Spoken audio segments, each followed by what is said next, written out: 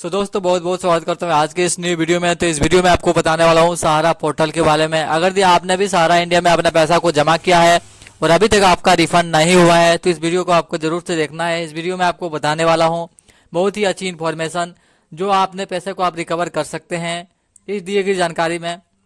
तो गाइस सबसे पहले आपको क्या करना होगा, अगर गाइस अभी तक आपने सहारा पोर्टल में अपना रजिस्ट्रेशन नहीं किया है तो सबसे पहले आपको कर लेना है। एंड आई होपफुली अगर इस वीडियो को आप वॉच कर रहे हैं अभी तो आपने अभी तक अपना सहारा पोर्टल में रजिस्ट्रेशन कर दिया होगा। एंड अगर रजिस्ट्रेशन आपने कर दिया है पहले से और आपका रिजेक्ट हो गया है तो आपको इन केस में आपको क्या करना होगा, आपका पैसे किस कारण से देगा सहारा इंडिया, क्या आपका क्राइटेरिया पूरा होना चाहिए एंड क्राइटेरिया फुलफिल होने के बाद भी आपका अगर पैसा नहीं आ रहा है तो आपको क्या करना होगा इस वीडियो में आप जानने वाले हैं। तो सबसे पहले मैं सहारा के पोर्टल पर जाता हूं एंड आपको दिखाता हूं। यहाँ से सहारा पोर्टल पर आते हैं एंड सबसे पहले आपको कस्टमर का लॉगिन करना होगा एंड दिखाते हैं आपका क्या स्टेटस शो हो रहा है। अगर आपने पहले से यहाँ पर अप्लाई किया है तो क्या स्टेटस शो हो रहा है एंड अगर आपका रिजेक्ट हो गया है एप्लीकेशन तो आपको इस केस में क्या करना होगा, अपने एप्लीकेशन को फिर से सबमिट करने के लिए। एंड गाइस ये भी आपको चेक करके दिखाएंगे कि जिसने भी फिर से दोबारा अप्लाई किया है उसका पेमेंट आता है कि नहीं, या फिर झूठ में ही सहारा इंडिया बार बार यहाँ पर अप्लाई करवा रहा है कस्टमर से। तो आपको प्रूफ के साथ दिखाएंगे कि पैसा आता है कि नहीं फिर से अप्लाई करने के बाद। अगर आपका ऑप्शन आ रहा है अप्लाई करने का, फिर से अप्लाई करते हैं तो पेमेंट आता है कि नहीं। तो चलते हैं सहारा के पोर्टल पर एंड जैसे कि देख सकते हैं मैंने कितना बार ही सर्च कर रखा है। एंड यहाँ से सहारा पोर्टल के ऑप्शन पर जैसे ही क्लिक करेंगे सहारा रिफंड ऊपर में ही आपको शो हो जाएगा इसका ऑफिशियल वेबसाइट, जैसे कि देख सकते हैं crcs.gov.in ये ऑफिशियल वेबसाइट है। एंड इस पर क्लिक करने के बाद इसके आप ऑफिशियल वेबसाइट पर आ जाएंगे।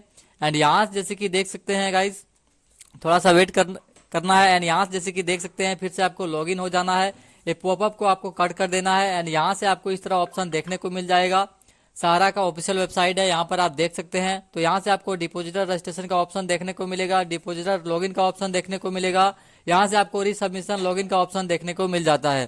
तो यहाँ से आपको क्या करना होगा, अगर आपने पहले से ही अप्लाई करके रखा है और आपका एप्लीकेशन रिजेक्ट हो गया है या फिर अभी तक कोई भी रिस्पॉन्स नहीं आया है सहारा इंडिया के ओर से और आपका 45 दिन से ज्यादा हो गया है तो आपको इस केस में रीसबमिशन के लॉगिन के ऑप्शन पर क्लिक करना होगा। और अगर आपको यहाँ पर अभी तक आपने अप्लाई नहीं किया है तो यहाँ से आपको डिपॉजिटर लॉगिन के ऑप्शन पर क्लिक करके यहाँ से आपको नया रजिस्ट्रेशन करना होगा। उसके बाद ही यहाँ से आपका 45 दिन के बाद फिर से ऑटोमेटिकली रिजेक्ट हो जाएगा।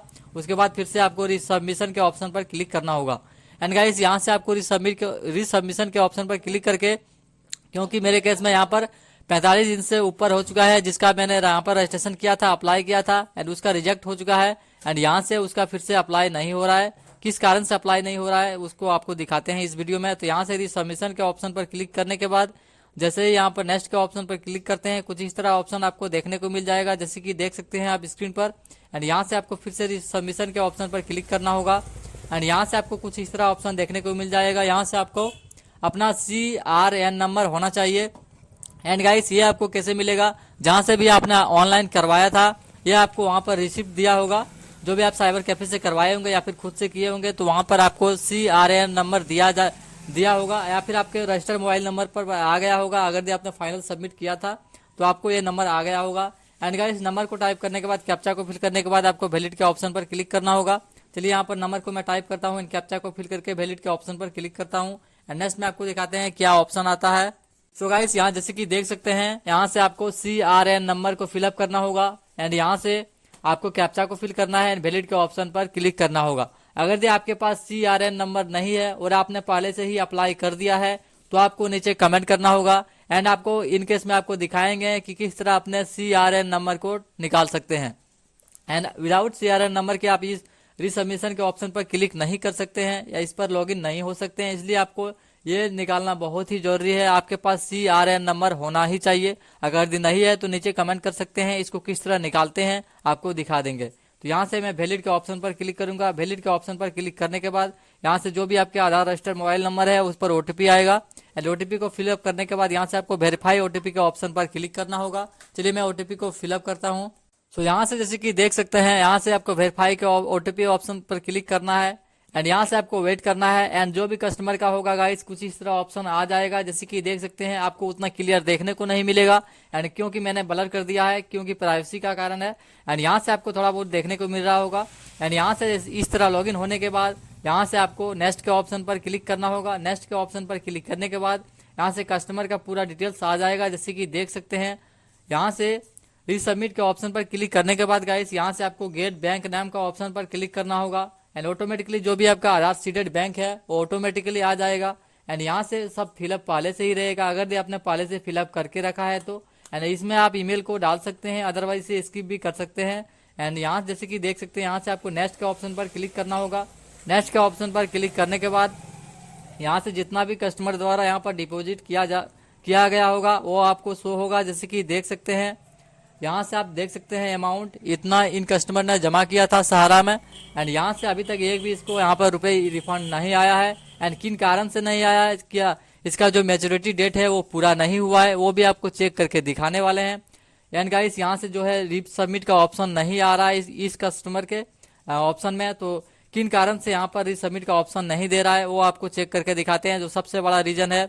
एंड यहाँ से जैसे कि देख सकते हैं यहाँ पर मैं इस पेंसिल के एक्शन पर क्लिक करूंगा, जैसे कि देख सकते हैं। अगर आप यहाँ पर इस सबमिशन के ऑप्शन पर क्लिक करते हैं तो ये आपको यही एडिट करना होगा। यहाँ पर देख सकते हैं जो दिक्कत आया है जिसके कारण यहाँ पर फॉर्म को रिजेक्ट किया गया है, यहाँ पर इसमें कारण लिखा गया है, तो इस कारण को सबसे पहले देख लेते हैं।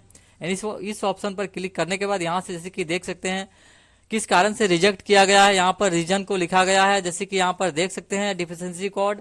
यहाँ पर जैसे कि देख सकते हैं depositor has maintain wrong account number. And आपको अकाउंट नंबर को भी चेक करके दिखाएंगे कि सच में मैंने कि अकाउंट नंबर को रॉन्ग डाला है, जिसके कारण यहाँ पर रिजेक्शन मिला है। एंड यहाँ जैसे कि देख सकते हैं यहाँ पर depositor has maintain wrong membership number. And इसमें जो भी सहारा का कागज होता है उसमें membership number and account number होता है। एंड आपको व्यू करके दिखाएंगे गाइस कि सच में मैंने क्या अकाउंट नंबर और मेंबरशिप नंबर को गलत डाला है, जिसके कारण से इस कस्टमर का रिजेक्शन मिला है। तो आपको सबसे पहले व्यू करके दिखाएंगे, चेक करके दिखाएंगे कि सच में मैंने अकाउंट नंबर और मेंबरशिप नंबर को रॉन्ग डाला है या फिर सही डाला है या फिर रिजेक्शन मिला है तो किस कारण से मिला है। तो यहाँ चलिए मैं यहाँ से बैक आ जाता हूँ एंड आपको फिर से यहाँ पर नेक्स्ट के ऑप्शन पर क्लिक करके दिखाता हूँ। जैसे कि देख सकते हैं यहाँ से मैंने रिलोड कर दिया है। मैं फिर से नेक्स्ट के ऑप्शन पर क्लिक करता हूँ। नेक्स्ट के ऑप्शन पर क्लिक करने के बाद यहाँ से मैं फिर से नेक्स्ट के ऑप्शन पर क्लिक करूंगा। एंड यहाँ से मैं पेंसिल के आइकॉन पर क्लिक करता हूँ एक्शन एडिट करने के लिए। एंड जैसे कि देख सकते हैं इसका मेंबरशिप नंबर, एंड यहाँ से आप देख सकते हैं राइट साइड में आपको मेंबरशिप नंबर देखने को मिलेगा। चलिए सबसे पहले आपको इसको व्यू करके दिखाते हैं कि मैं सच में इसको गलत टाइप किया हूँ या फिर सही है। ये एरर जो आ रहा है किस कारण से एरर आ रहा है, इसको मैं किस तरह सुधार सकता हूँ या फिर आपके वाला में आ रहा है तो किस तरह इसे सुधार सकते हैं। जैसे कि देख सकते हैं गाइस आपको दिख रहा होगा तो यहाँ पर मेंबरशिप नंबर लिखा है, देख सकते हैं 64। यहाँ पर देख सकते हैं सारा चीज जितना भी मेंबरशिप नंबर यहाँ इस डिस्प्ले पर आपको देखने को मिल रहा होगा सारा चीज मैंने सही फिलअप किया है।